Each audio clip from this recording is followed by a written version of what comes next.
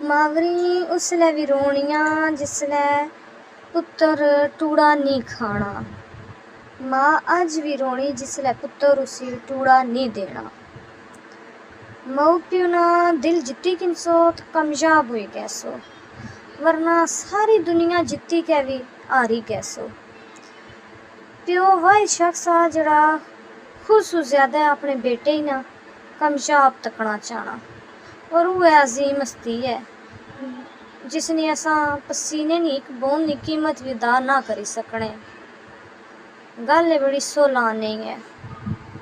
ते जिन्हां ने माँ प्यो टुरी गए अल्लाह उन्हां बख्शिश करे ते मगफिरत करे, ते जिन्हां ने हयात है अल्लाह ताला उन्हां दा साया उन्हां पर हमेशा कायम दायम रखे, ते अल्लाह उन्हें सलामत रखे। जे माड़ियां गल्लां कोई चंगियां लगनियां है भैणों ते भरावो ते मिगी लाइक करी दस्सेआ है।